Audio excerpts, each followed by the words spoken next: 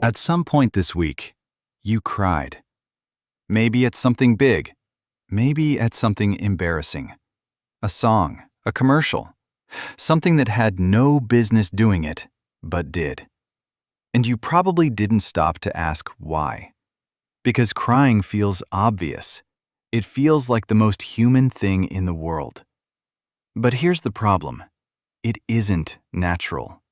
It's unique. No other animal on Earth produces emotional tears. Not chimpanzees, not elephants who mourn their dead and stand over bones for hours. Not dogs who show grief in ways that look almost human. Emotional tears are ours alone.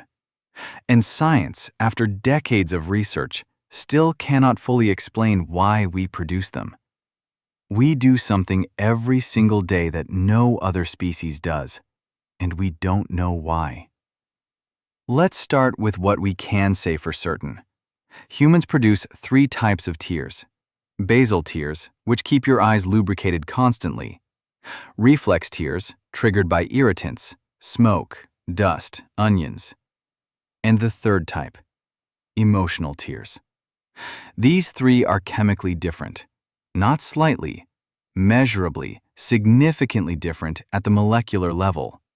Emotional tears contain higher concentrations of stress hormones, including prolactin and leucine and enkephalin, a natural painkiller your brain produces under distress.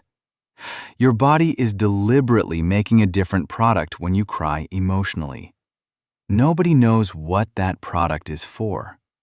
The oldest theory is release, a pressure valve. You build emotional tension, and tears are how it exits. Biochemist William Frey spent years in the 1980s arguing that tears physically remove stress hormones from the body.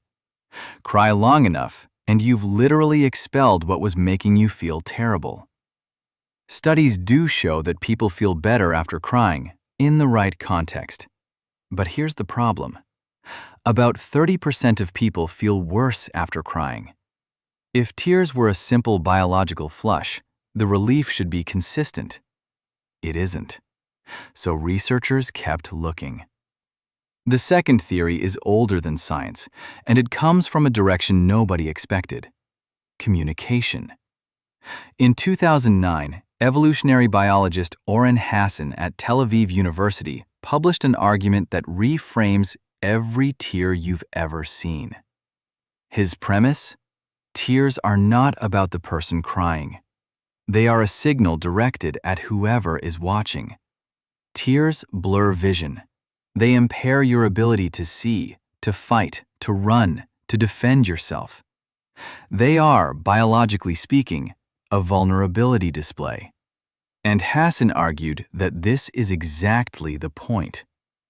Tears evolved as an honest signal, one that cannot be easily faked, that visibly communicates to another person, I am not a threat. I need you. I am showing you something real right now. When you cry in front of someone, your body is making itself physically weaker. You're proving your helplessness. And over hundreds of thousands of years, that signal was hardwired into us because it worked. It pulled people closer. It told the group, this person is suffering and trusting you enough to be weak in front of you. Which is why crying alone feels different from crying in front of someone. You've felt this. Crying alone sometimes changes nothing. But crying in front of someone who stays, who doesn't leave, who moves closer, releases something that solo crying never touches.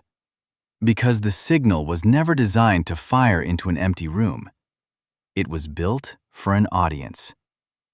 But here's where it gets stranger. If tears are a communication tool, why do humans cry at things that can't respond? Sunsets, music, the end of a film where a fictional character dies. These things cannot see your tears. They cannot move closer. Why does the system activate for them? Neuroscientist Antonio Damasio spent years studying the relationship between emotion and the body. His work suggests that tears don't respond to the external event. They respond to something the brain constructs internally. When you watch a character die on screen, your brain doesn't fully separate fiction from reality. The same neural pathways that fire during real loss partially activate during simulated loss. You're not crying at the movie. You're crying at something the movie surfaced inside you. A memory, a fear, a recognition that needed acknowledging. The film just opened a door that was already there. Music does something even more specific. Research from McGill University shows that music-induced chills, that wave that moves through your body when a song hits perfectly, involve the same dopamine pathways as food and survival rewards. When music brings you to tears, your brain has classified that experience as biologically significant. Not intellectually, biologically. Some pattern of sound triggered an ancient system that said, "This matters. Remember this." We cry at beauty because our brains cannot distinguish between beauty and importance. And now here's the part that sits underneath all of it. Humans are the only species with the cognitive architecture to understand their own mortality. To know we will die. To know that everyone we love will die. To stand at a funeral and understand not just that this person is gone, but that this is the shape of everything, that all of it ends. No other animal carries this weight. And for 300,000 years, before every modern tool we built to manage that knowledge, there was one thing the body could do when it became too heavy to hold quietly. It produced tears.